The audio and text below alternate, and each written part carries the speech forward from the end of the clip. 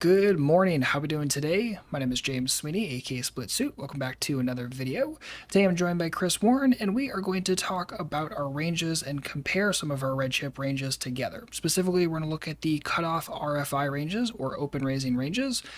Chris, why don't you kind of run us through what these ranges are, what they look like, and what the heck we're looking at, especially when we're looking at that GTO range over on the right. Absolutely. So with our, sort of pre-flop ranges, we're trying to come up with a strategy and a plan that's going to let us implement about the right strategy. You know, these charts are obviously very exact and we're careful about each hand we select. But at the end of the day, when you're not looking at it and you're making a decision in the moment, we expect there's going to be some inaccuracy. So we don't want newer players really obsessing over exactly which hands to play, getting about the right place, and you can double check after the session. But really, we're not expecting you to memorize the entire thing. This is just to help give you a sense of where sort of the basic poker strategy is. So if we start with our core ranges, why did we build these way? Well, the core ranges, we really emphasized having good playability with your hand and being in a range that makes a lot of sense for a weaker game that we expect most of our players playing 5 no limit or 10 no limit, maybe 1-2 live, things like that. That's really what the core ranges are designed to do. And the ranges that we have here are designed for 6 max, so these are going to be more applicable for something like, 5 no limit or 10 no limit. And basically we give you kind of like the entire range of hands that, really good players will consider playing here. So you have your really locked in red ranges, and these are hands that we recommend playing 100% of the time in these games. And then you have your yellow ranges, which is like these are the hands that we know other players are often considering open raising with. They won't do it in every game. It may depend on looking at some HUD stats and that type of thing. So yeah, basically that's what those are, and those are a great starting point for anyone, just going to 10 no limit. We have separate ranges where we've given the exact, opening ranges for live that you can see in core, and we have a whole set of sort of beginner ranges in core for someone looking for that. Moving on, we have our Pro 6 Max RFI ranges. And so what these are actually the solver exact ranges that we've adjusted slightly so that the frequency of the hands that you're playing is correct. However, you will only open raise a hand or fold it. So this just makes things a lot more simple to memorize and understand. You don't have to be worried about doing something 15% of the time and that type of complexity. And this will still get you about the right frequency. You're not giving up very much. You are simplifying a little bit. And you can compare that to the range on the right. And basically, the range on the right is kind of showing you like what are those small frequency hands that are being included a percentage of the time, and you can kind of see how we've simplified that range and just made it so it's much easier to memorize. And the interesting thing here is actually those two ranges are exactly the same frequency, I think within, a couple tenths of a percent. So you're essentially playing the same strategy. And unless someone is really aware of like the idea of board coverage, it's going to basically be the same range, and you're not going to see much difference, especially as a learning player. I would say, there can be reasons why in the future you might want to memorize the exact low frequency stuff. But for if you've never used a GTO range before, those pro 100% use or fold hands, those are the ones that we recommend. Yeah, well said. And I think it's important for the core ranges over on the left to understand that the newer you are to this game, the more you should just stick to the hands in red. And that's true for all of the range charts that we give in core, just because those are the ones that are a little bit tighter, right? The pro range, if you follow that to the T, is about 28% of hands. If you just follow the red in the core, that's going to be a little bit closer to 23%. So it makes you a little bit tighter and just kind of keeps your preflop range a little bit stronger and keeps things a little bit simpler as well. But as you start finding areas where you can expand, then obviously throwing in your optionals, those yellows, is going to be very, very good. And one clarifier for the GTO ranges is the blue, all of these are on a sliding scale. So the darker the blue, the more the GTO solver is suggesting to open them, whereas the lighter it gets, the more we're looking at things that are low frequency and like very, very low, like 10% or less in certain situations. So if I think one of the more interesting things when we're comparing ranges is this is actually one of those situations, and not all ranges in our core and pro ranges do this. But this is one where if we compare the core 6 max cutoff RFI range and also the pro one, I want to look a little bit at the hands selected, right? So the hands that are just in red for the core ranges, notice that those include things like pocket fours. That's not included in the Pro one. And also things like suited connectors, like 5-4 suited through 10-9 suited. All of that's included, whereas Pro only has the 10-9 suited and some other hands in there.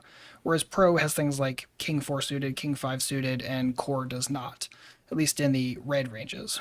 So, can you talk a little bit about why we made that distinction and kind of what went into deciding to throw some hands in and not other hands, even though we're looking at a very similar frequency overall?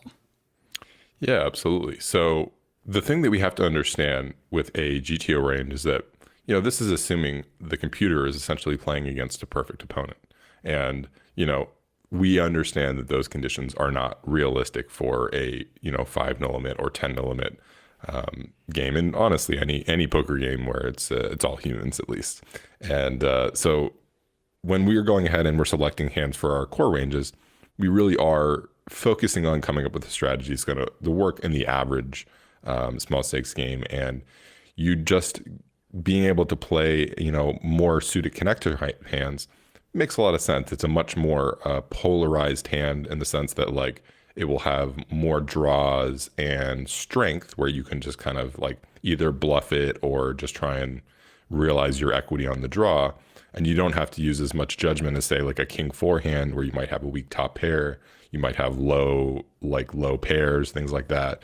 Also our GTO ranges recommend playing a lot of like king nine offsuit, ace seven offsuit. These are hands that are going to be pretty hard to play well, and they rely a lot on the tightness of your opponents. I think reacting, just I guess ace seven, you have a good blocker. That's about all that's going on with the hand. And if you hit top pair, you don't have to worry about overcards. So it's the solver can like these hands, but they may not be like the best hands for someone who doesn't have the skills to play, really perfect post flop. And, we kind of keep you out of trouble with recommending some more of the suited connector type hands. And, similarly, like the small pairs actually in games where there's perfect opponents, small pairs don't have as much value because you're going to be facing a lot of aggression and three betting. And it's very hard to show down those small pairs because they most of the time have very little equity when they're behind.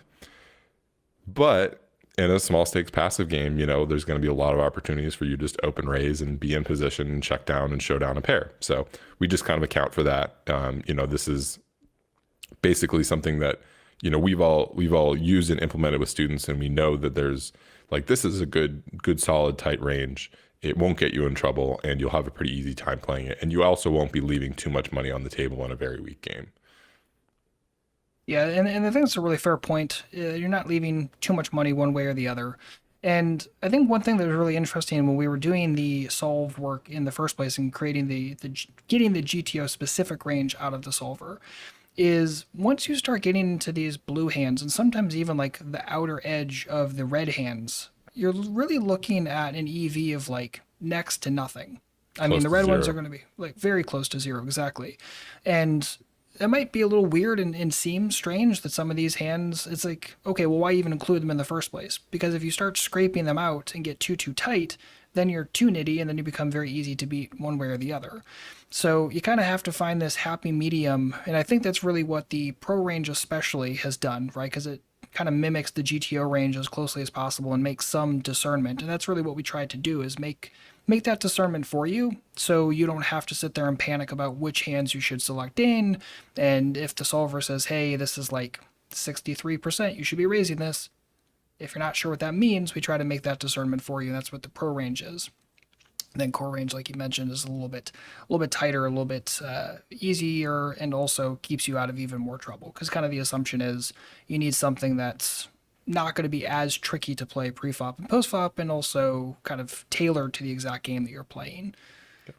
So I, yeah, before we kind of start wrapping, can you talk a little bit about the GTO setup? Like when we were getting those GTO ranges, kind of what goes into solving for that and looking at that at the solver overall. yeah, so this is one of the things that we think adds a lot of value to people is that Setting up a solver in 2021 usually involves setting up a very powerful computer that's, probably 4 to 8 times as powerful as your average desktop, right? And so this is from a server farm that we set up and we configured and we had to remote in, and it's a pretty sophisticated activity. So we love being able to do this for red chippers, where we kind of take the burden of that complexity and really just be able to take that, go out and get that data. We kind of show you like what our assumptions are when we're building these, because all these are simulations that are reliant on their assumptions, and we kind of take all that and we very meticulously go through and make those decisions and generate the set of data that then you can just kind of rely on. So, for example, some of the assumptions we really baked into our six max, well, I guess just ranges in general. We used 3-bit or fold ranges because that's sort of what we recommend as a strategy.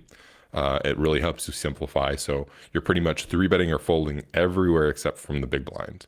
And yeah, the output is that you actually can go in and you can just use these ranges. But at the end of the day, like, we had to spend a lot of time really meticulously going through, setting up this complicated thing. So you're getting a lot of value here with, these type of ranges, where it's like, this is an intensive activity you would not be able to do on your own. I know there are other ranges out there, but you always have to kind of understand like what the assumptions are. And so with Redshift, we've really set up assumptions that I think are very beginner friendly. They are with a focus on making it easy to memorize. Even in some of the later ranges, we have things like, 4-betting ranges and 5-betting ranges, and we've set those up in the way that's going to be the absolute easiest to remember, so that you can have perfect GTO ranges, but you don't have to be actually remembering totally complicated things. Exactly right.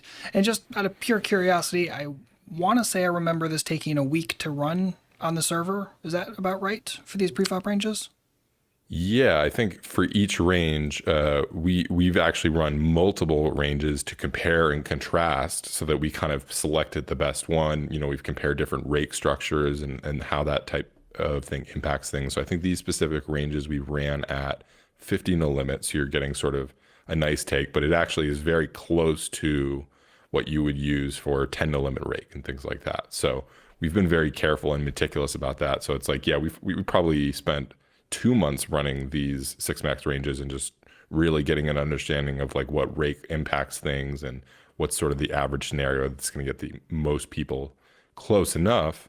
And just so you don't even have to really worry about the end of things. We've really focused it in on a beginner friendly strategy that takes everything into account, that we've tested sort of like all the different simulations against each other. This is more than just like we flipped on the computer and ran it once and tried to get the output. We really carefully chose a very powerful and very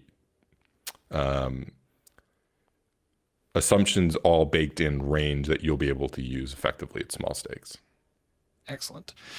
Perfect. Awesome. Well, I really appreciate you sitting down and chit-chatting about these ranges with me. If you don't already own these yourself, you can always go grab the RFI ranges right this moment. Just go to redshiftpoker.com/opens. It'll take you right there, and you'll get ranges tailored to your games. Or, of course, you can find the full set of ranges in either Core or Pro. And if you have any comments or questions, please don't hesitate to let us know. Otherwise, as always, good luck out there, and happy grinding.